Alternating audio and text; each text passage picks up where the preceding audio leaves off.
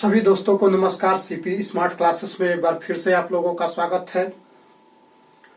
जैसा कि आप लोगों को पता है कि मैं Sanjay Rai CP smart classes के माध्यम से हिंदी की क्लास ले रहा हूं और YouTube चैनल पर आप लोगों को हिंदी से संबंधित कई डेमो क्लासेस मिल जाएंगे। काव्य शास्त्र के अंतर्गत हम लोग छंद के बारे में पढ़े थे। छंद के 4 भेदों को मैंने बताया था आप लोगों के सामने। आज छंद के जो 4 भेद हैं उन चारों भेदों में से पहले भेद को हम लोग पढ़ेंगे और पहले भेद के अंतर्गत कितने भेद हैं उसके बारे में भी पढ़ेंगे। जैसे कि मैंने 4 भेद जो बताया था उसमें पहला मैंने बताया था मात्रिक छंद, दूसरा वर्णिक छंद, तीसरा वर्णिक वृत्त छंद और चौथा मैंने बताया था मुक्तक छंद। आजकल के काव्य में मुक्तक छंद की बाहुलता है। मुक्तक छंद में रचनाएं अब लिखी जाने लगी हैं, वहां छंद की कोई विशेष महत्व अब नहीं रखा गया है। मुक्तक छंद के जो प्रवर्तक थे वो सूर्यकांत त्रिपाठी निराला जी थे। सूर्यकांत त्रिपाठी निराला जी को मुक्तक छंद का प्रवर्तक माना जाता है। बहरहाल आज हम लोग मात्रिक छंद के बारे में बात करेंगे। तो हेडिंग देते हैं मात्रिक छंद।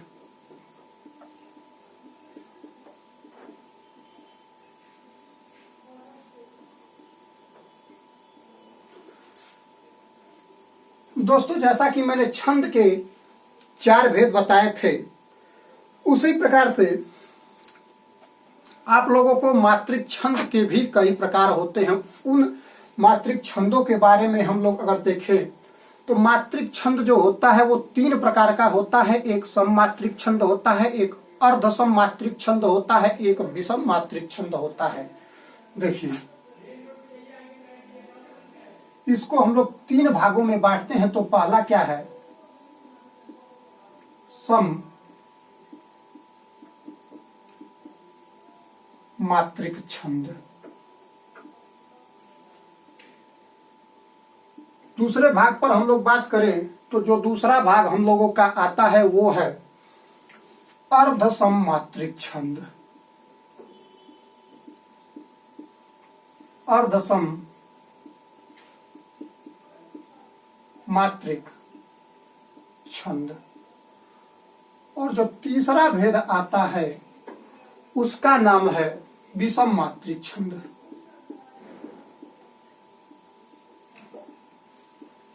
विषम मात्रिक छंद।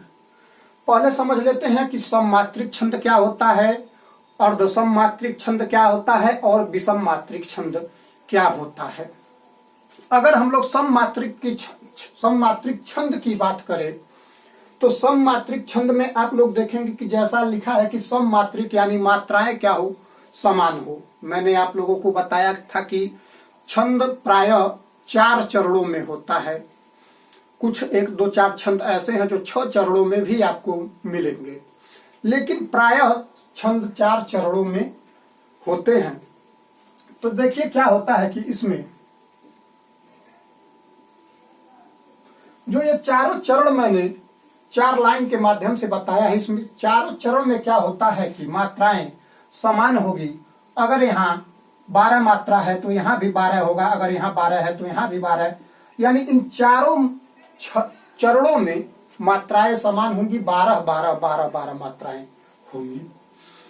अर्धसम मात्रिक छंद की बात करें तो अर्धसम मात्रिक छंद में जैसे मैंने कहा ये 1 चरण, ये 2 चरण, ये 3 चरण, ये 4 चरण। इसमें क्या होता है कि अर्धसम मतलब अर्ध भाग बराबर होता है और अर्ध भाग बराबर होता है।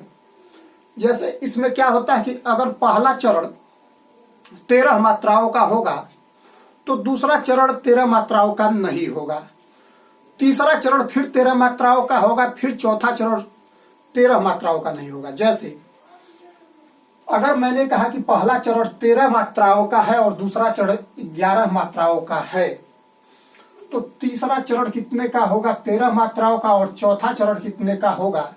11 मात्राओं का होगा। ये क्या है? नियम है कि यानी दो चरणों में मात्राएं समान होंगी, या दोनों क्या है? अर्धसम है, यानी पहले और तीसरे चरणों की मात्राएं समान होंगी, दूसरे और चौथे चरणों की मात्राएं समान होंगी, और ये संख्या क्या होगा? विपरीत होंगे, एक दूसरे के बराबर नहीं होंगे। जैसे मैंने कहा यहाँ 13 होगा तो निश्चित रूप से यहाँ 11 हो सकता है, 5 हो सकता है, 7 हो सकता है, कुछ भी हो सकता है, लेकिन 13 नहीं होगा दूसरे में। और तीसरे में अगर हम पहले में 13 रखेंगे तो ये नियम है कि तीसरे में भी 13 मात्राएं आएंगी, और उसी के साथ अगर दूसरे में 11 है तो इसी प्रकार चौथे में भी 11 मात्राएं आएंगी। अब बात हम लोग करते हैं विषम मात्रिक छंद की। तो ये छंद प्लस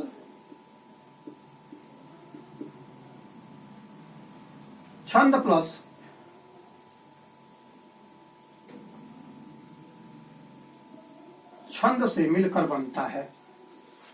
जैसे इसमें क्या होता है कि एक सममात्रिक होगा, एक सममात्रिक होगा, और एक क्या होगा?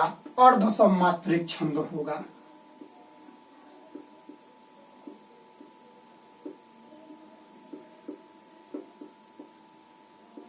एक सम होगा, एक अर्ध सममात्रिक छंद मिलकर क्या करते हैं? विषम मात्रिक छंद का निर्माण करते हैं। जैसे अगर हम लोग बात करें तो इसका एक चरण सममात्रिक होगा और दूसरा चरण क्या होगा? विषम मात्रिक छंद होगा। अच्छा, अब देखते हैं हम लोग कि सममात्रिक छंद में कौन कौन से छंद आते हैं, अर्ध सममात्रिक छंद में कौन कौन से छंद आते हैं, और विषम मात्रिक छंद में कौन कौन से छंद आते हैं। छंद का ये बहुत ही अत्याधुनिक टॉपिक है, और इतने आराम से मैं बताऊंगा आप लोगों को कि एकदम आसान हो जाएगा छंद। क्योंकि पिछले वीडियो में आप लोग देख जाइएगा तो देखिएगा कि किस तरह से मैंने मात्राओं की गणना के बारे में बताया है। एक एक मात्राओं को तोड़कर मैंने बता दिया है कि कहाँ लघु होगा, कहाँ गुरु होगा। और मात्रिक छंद में यही विशेष देखना है कि लघु कहाँ होगा और गुरु कहाँ होगा। अगर लघु और गुरु हम नहीं सीख पाएंगे तो छंद फिर नहीं सीख पाएंगे। तो आइए, जैसे सममात्रिक छंद की बात करें, सममात्रिक छंद में कौन कौन से छंद आते हैं। तो सममात्रिक छंद के लिए मैंने एक सूत्र बताया है, एक सूत्र आप लोगों को बताऊंगा। उस सूत्र के माध्यम से आप लोगों को सममात्रिक छंद पता चल जाएंगे। और वो सूत्र क्या है? वो सूत्र है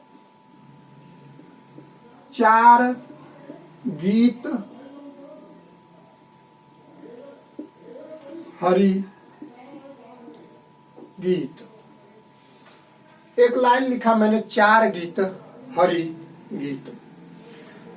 देखिए कैसे मैं इससे आपके सममात्रिक छंद बताता हूं। 4 से क्या होगा? 4 से होगा चौपाई। र से क्या होगा? रोला। गीत से क्या होगा?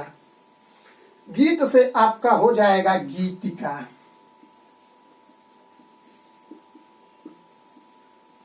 और हरि गीत से क्या होगा?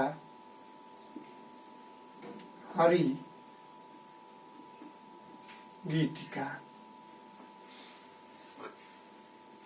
तो ये सममात्रिक में आपका चौपाई, रोला, गीतिका और हरि गीतिका आ जाएंगे। अर्ध सममात्रिक छंद की अगर मैं बात करूं तो अर्ध सममात्रिक छंद का जो मैं सूत्र बताया हूं वो है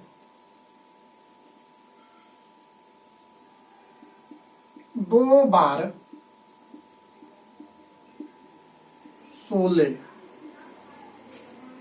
2 बार 16 आपका 2 से हो जाएगा क्या? दोहा। ब से क्या हो जाएगा? बरवे। र से क्या हो जाएगा? तो र से हो जाएगा, र से नहीं होगा, स से होगा। स से क्या हो जाएगा, स से हो जाएगा सोरठा, और ल से क्या हो जाएगा, ल से हो जाएगा उल्लाला, उल्लाला छंद हो जाएगा।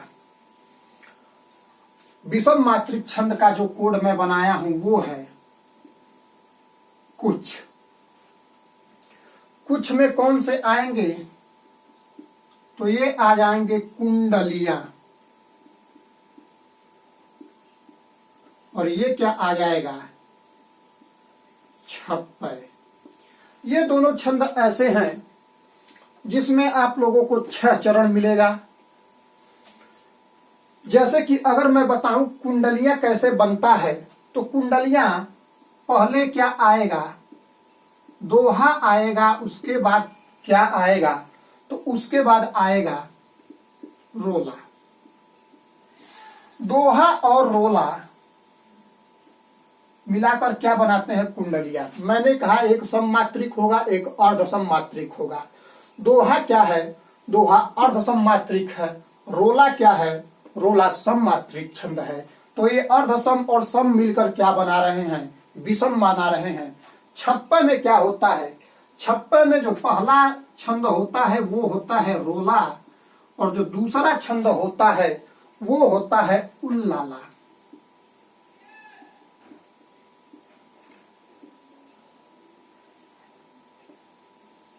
उल्लाला, तो ये देखेंगे हम यहां रोला और उल्लाला। रोला क्या है, तो रोला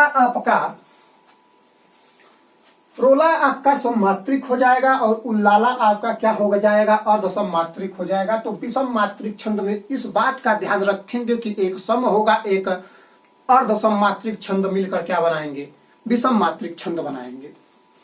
अब बात करते हैं सममात्रिक छंद।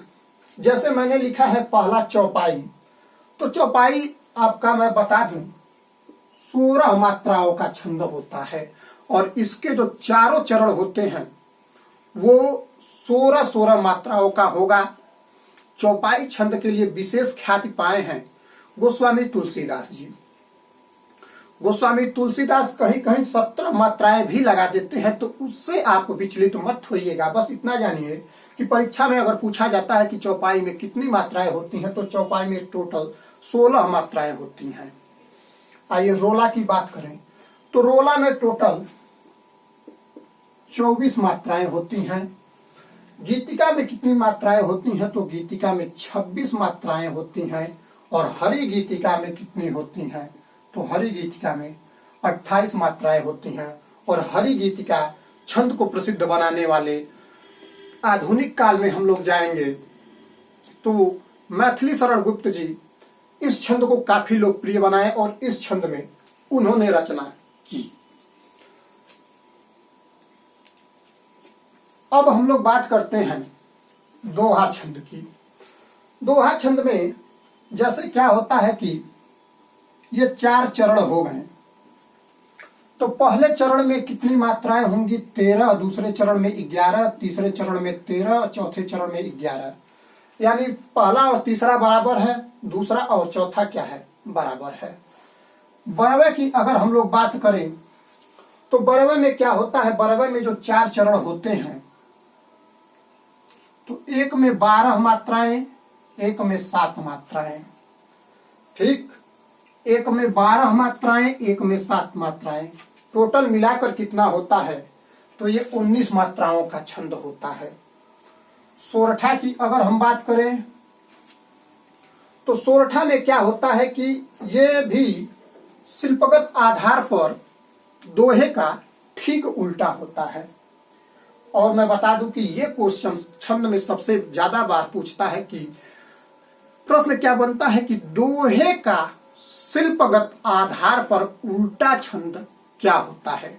टीजीटी का आप लोग पेपर उठाकर देख लीजिएगा, कम से कम 5 से 7 बार यह क्वेश्चन बना है कि दोहे का शिल्पगत आधार पर उल्टा छंद कौन होता है। तो दोहे का शिल्पगत आधार पर उल्टा छंद जो होता है वो है सोरठा। और सोरठा के जो 4 चरण मिलेंगे पहले में आपको 11, दूसरे में, तीसरे में 13, दूसरे में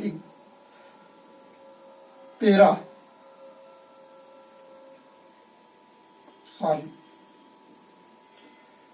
इसमें क्या होता है 11 13 11 13। इसका ठीक यहाँ क्या हो जाता है, उलट जाता है।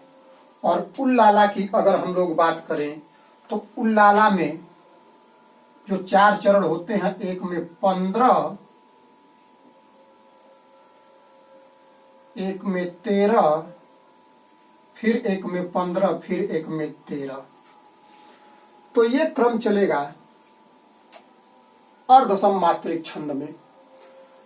दोहा में 13 11 13 11 13 11 पे यति रहेगा, बरवा में 12 7 पर यति रहेगा, सोरठा में 11 13 रहेगा, और यहाँ 15 और 13, यानी अगर मात्राएं देखें तो पहले चरण में 13, दूसरे में 11, तीसरे में 13, चौथे में क्या होगा 11 होगा। इसी तरह ये चारों चरण चलेंगे। यहाँ शर्त क्या रहेगा कि पहला जो छंद रहेगा वो दोहा रहेगा, और दूसरा जो छंद रहेगा वो क्या रहेगा, रोला रहेगा। यानी पहला छंद दोहे का चलेगा, दूसरा छंद रोले का चलेगा, दोनों मिलाकर क्या हो जाएंगे, कुंडलियां। छप्पे में क्या होगा कि पहला चरण रोला का चलेगा, दूसरा चरण उल्लाला का चलेगा, तो ये दोनों छंद मिलाकर क्या हो जाएंगे, उल्लाला, छप्पे छंद हो जाएंगे। छंद में हम लोग देखेंगे तो यहाँ जो दोहा जिस शब्द से समाप्त होता है, पहले तो ये जानिए कि दोहा जहां से शुरू होता है, कुंडलिया छंद वहीं पर खत्म होता है। जैसे मैं अगर राम शब्द से लिखना शुरू करूं तो खत्म कहां पर होगा, राम पर ही खत्म होगा।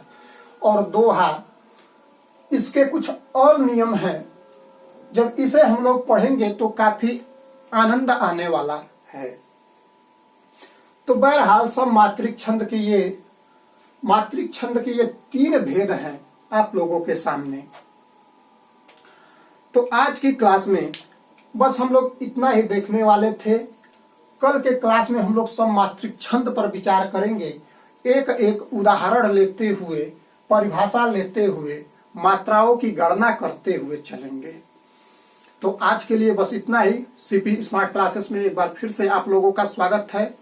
जिस किसी को भी सीपी स्मार्ट क्लासेस में क्लास ज्वाइन करना है वो इस नंबर पर जरूर मैसेज करें, टीजीटी पीजीटी हिंदी लिखकर।